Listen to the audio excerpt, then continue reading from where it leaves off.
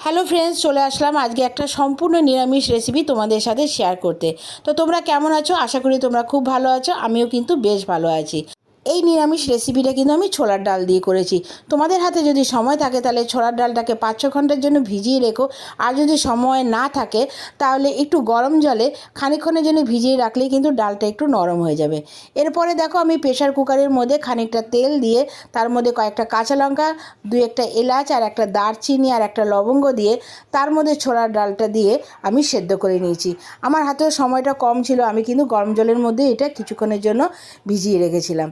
এরপরে ডালের মধ্যে নুন দিয়ে আমি হাফ সেদ্ধ করে নিয়েছিলাম ডালটাকে।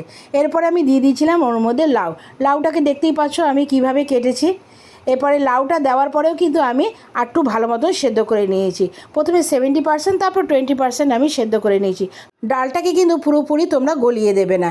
এরপরে একটা কড়াইতে তেল দিয়ে তার মধ্যে ফোড়নে দিয়ে দিয়েছিলাম একটু জিরে, 2টো তেজপাতা আর একটা মশলা তৈরি করেছিলাম। এটা হচ্ছে আদা, কাঁচা লঙ্কা আর একটু টমেটো।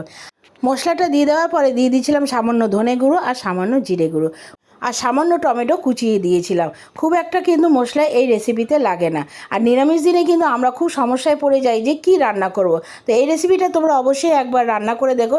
রেসিপিটা কিন্তু সত্যিই খুব ভালো হয়েছিল। আর এটা ভাত বা রুটি সব কিছুর সাথেই কিন্তু তোমরা খেতে পারবে।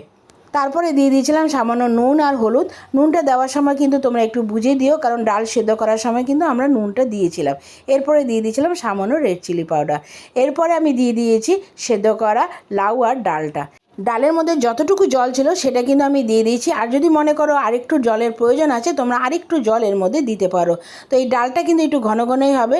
স্বাদের জন্য দিয়ে দিলাম সামান্য একটু মিষ্টি আর কুচনো ধনেপাতা। আর নামানোর আগে দিয়ে দিচ্ছিলাম 1 চামচের মতন ঘি। তো রেসিপিটা তোমাদের কেমন লাগলো অবশ্যই কিন্তু আমাকে কমেন্টস করে জানাবে। আর কি করতে হবে তোমরা তো সেটা জানো। তো রেসিপিটা ভালো লাগলে কিন্তু একটা লাইক, কমেন্টস আর এটা বন্ধুদের সাথে শেয়ার করে দিও। তোমরা যদি আমার রেসিপিগুলো ফেসবুক থেকে দেখে থাকো তাহলে ফলো দিয়ে আমার পাশে থেকো। আর যদি ইউটিউব থেকে দেখে থাকো তাহলে আমার চ্যানেলটা কিন্তু সাবস্ক্রাইব করে দিয়ে বেল বাটনটা টিপে দিও, যাতে যে কোনো রেসিপি বা ভিডিও আমি শেয়ার করব তার নোটিফিকেশান সবার আগে তোমাদের কাছে পৌঁছে যায়। তো নিরামিষ দিনে তৈরি করে ফেলো এই রেসিপিটা। আবার দেখা হবে, এখনের জন্য টাটা।